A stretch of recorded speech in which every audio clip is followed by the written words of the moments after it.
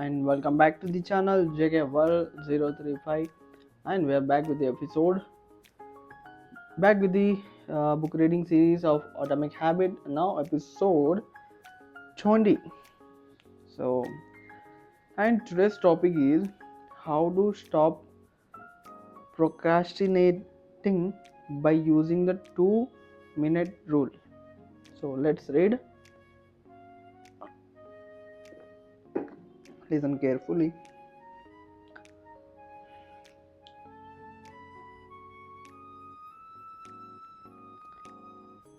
Twyla Trapp is widely regarded as one of the greatest dancers and choreographers of the modern era. In 1992, she was awarded a MacArthur Fellowship. MacArthur Fellowship, often referred to as the Genius Grant, and she has spent the bulk of her career touring the globe to perform her original works. She also credited much of her success to simplify daily habits. I began each day of my life with a ritual, she writes. I wake up at 5:30 a.m., put on my workout clothes, my leg warms, my sweat shirts and my hat. I walk outside my Manhattan home, hail a taxi and tell the driver to take me to the pumping iron gym at 91st Street and First Avenue, where I walk out for 2 hours. The ritual is not the stretching and weight training I put my body through each morning at the gym. The ritual is the clap. The moment I tell the driver where to go, I have completed the ritual. It's a simple act, but doing it the same way each morning habitualize habitualizes it, makes it repeatable, easy to do. It reduces the chance that I would skip it or do it. Definitely, it is one more item in my arsenal of routines and one less thing to think about. Hailing a cab each morning may be a tiny action, but it is a splendid example of the third law of behavior change. Researchers eliminate that 40 to 50% of our action on any give day are done out of habit. This is already a substantial percentage, but the true influence of your habit is even greater than these numbers suggest. Habits are automatic choices that influence the consequence decisions that follow.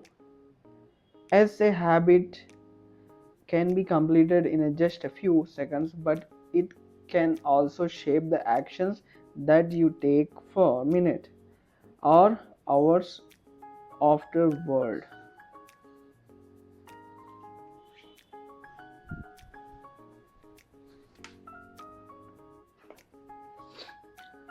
So, habits are like the entrance ramp to a highway. They lead you down a path, and before you know it, you are speeding towards the next behavior. It seems to be easier to continue what you are already doing than to start doing something different. You should sit through a bad movie for 2 hours. You keep snacking even when you are already full. You check your phone for just a second and soon you have spent 20 minutes staring at the screen. In this way, the habits you follow without thinking often determine the choices you make when you are thinking. Even each evening, there is a tiny moment, usually around 5:15 p.m., that shapes the rest of my night. My wife's walk in the door from work, and entire we change into our workout clothes and head to the gym, or we crash onto the couch, order Indian food, and watch The Office. Similar to Twyla Trap healing the cab, the ritual is changing into my workout clothes. If I change clothes, I know the workout will happen. Everything that follows, driving to the gym, deciding which exercise to do, stepping under the bar is easy once I will take in the first step.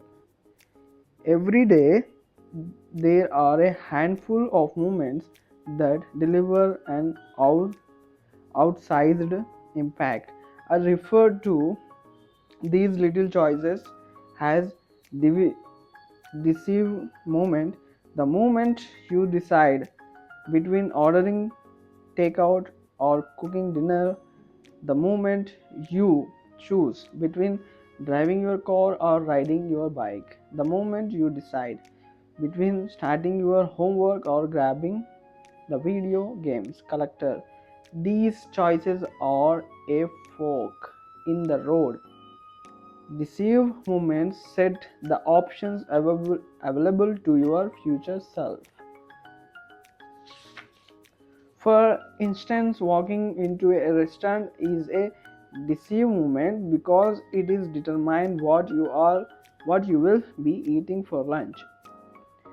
Technically, you are in control of what you order, but in a large sense, you can only order an item if it is on the menu. If you walk into a steakhouse, you can get a sirloin or a rib eye, but not sushi. Your options are concentrated by what's available. They are shaped by the first choice. We are limited by where our habits lead us. This is why mastering the deceive moment throughout your day is so important. Each day is made up of many moments, but it's really a few habitual choices that determine the path you take.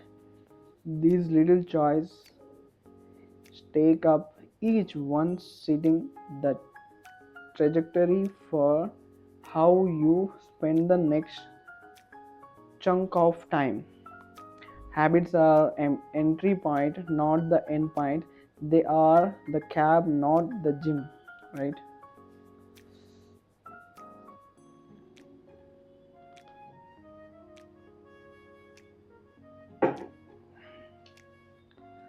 So, the 2 minutes rule. Even when you know you should start small, it's easy to start too big. When you dream about making a change, excitement inevitably takes over and you end up trying to do too much too soon. The most effective way you know to counteract this tendency is to use the 2 minute rule, which states when you start a new habit, it should take less than 2 minutes to do. If you will find that nearly any habit you can be scaled down into a 2 minutes version. So, number one, read before bed each night, become read one page. Okay, number two, do 30 minutes of yoga, become take out my yoga mat.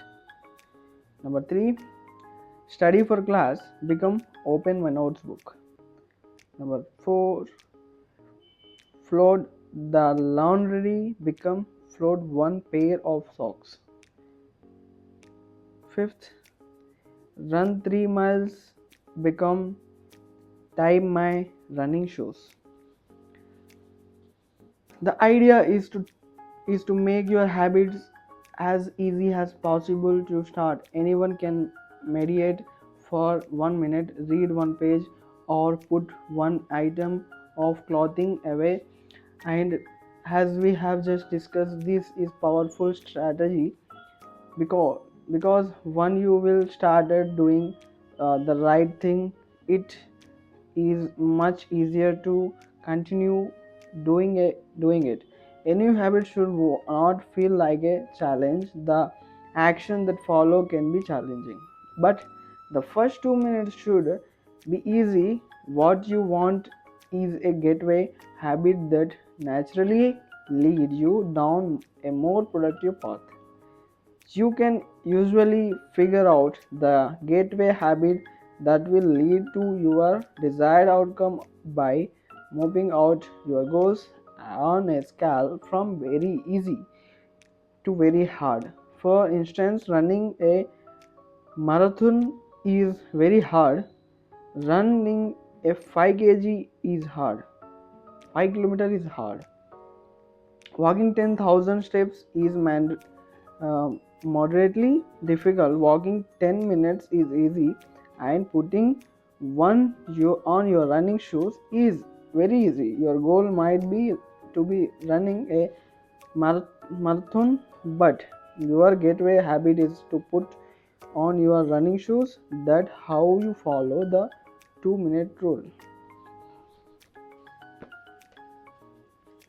So people think it's wild to get hyped about reading one page or meditating for 1 minute or making one sales calls, but the point is not to be do one thing.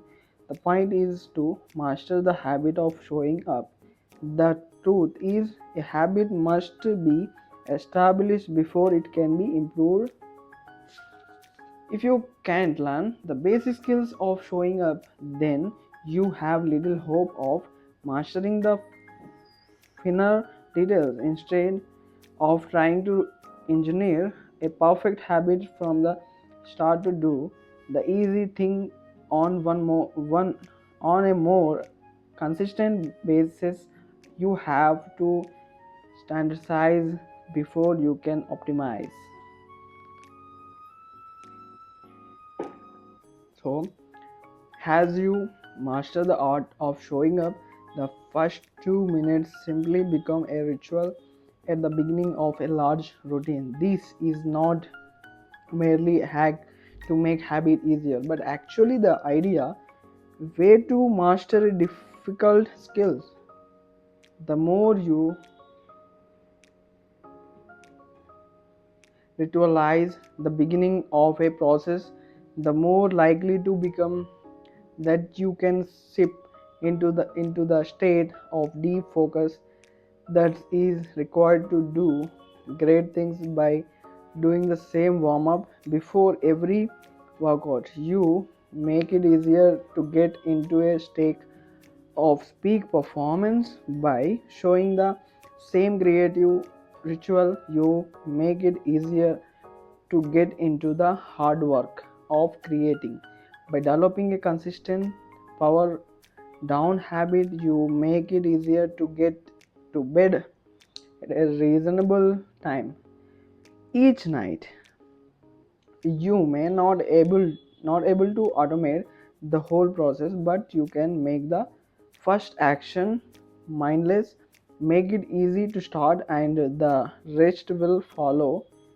The 2 minutes rule can seem like a trick to some people. You know what the real goal is: to do more just 2 minutes. So it may feel like you are trying to fool yourself. Nobody is actually aspiring to read one page or do one push up or one open their notes, and if you know it's mental trick, why should you fall for it?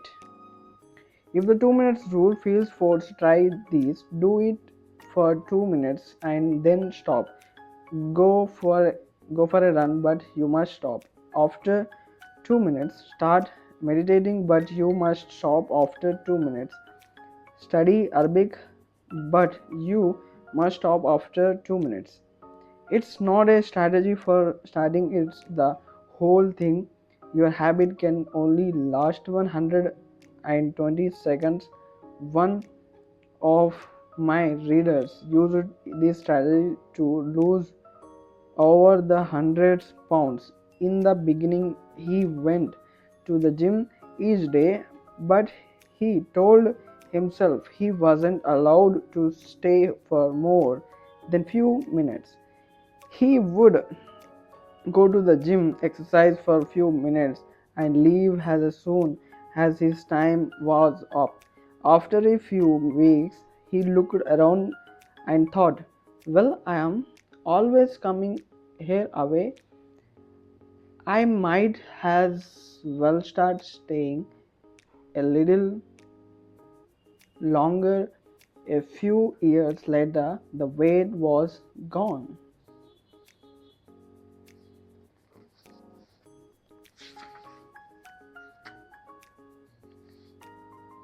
So, Generaling provide another example. Nearly everyone can benefit from getting their thoughts out of their head and onto paper, but most people giving up after a few days or avoid it entirely because journaling feels like a chore.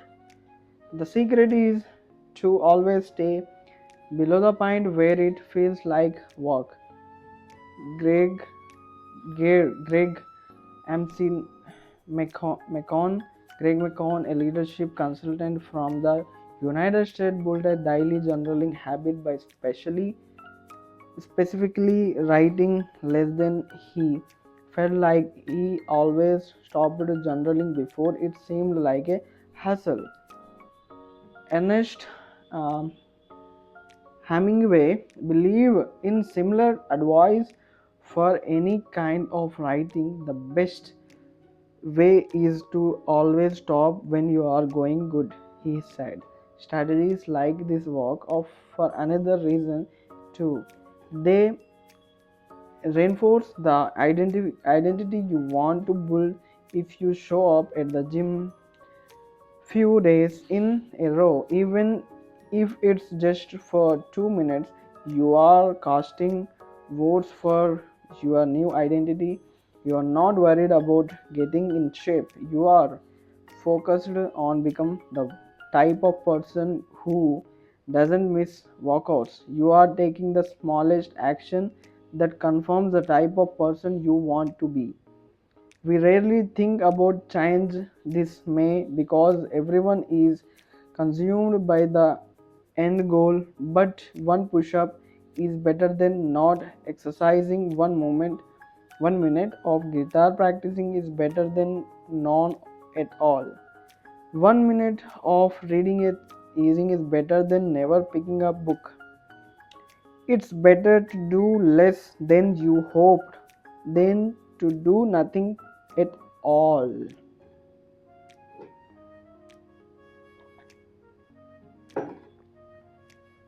At some point, once you will establish the habit and you are showing up each day, you can combine the 2 minutes rule with a technique we call habit shaping. Is a scale your habit back up towards your ultimate goal. Start by mastering the first 2 minutes of the smallest version of the behavior. Then advance to an intermediate step and repeat the process, focusing on just the first 2 minutes and mastering the stage before having one of before having focusing just minute. Mastering that stage before moving on the next level. Eventually you will end up with the habit you had originally hoped to build, while still keeping your focus where it should be, on the first 2 minutes of the behavior. Nearly any large life goal can be transformed into a 2 minutes behavior. I want to live a healthy and long life. I need to stay in a shape. I need to exercise. I need to change into my workout clothes. I want to have a happy marriage. I need to be a good partner. I should do something each day to make my partner life easier. I should meal. I should meal plan for next week. Whenever you are struggling to stick with a habit, you can employ the 2 minutes rule. It's simply way to make your habit easy. So guys, this is a today's chapter, how to stop pro- procrastinating by using the 2 minutes rule. So that is the lesson, and the chapter summary is: habit can be completed in a few seconds but continue to impact your behavior for minutes or hours afterwards. Many habits occur at many habits occur at the same moments. Choices are like a fork in the road, and either send in the direction of a productive day or an unproductive one. The 2 minutes rule states when you start a new habit, it should take less than 2 minutes to do.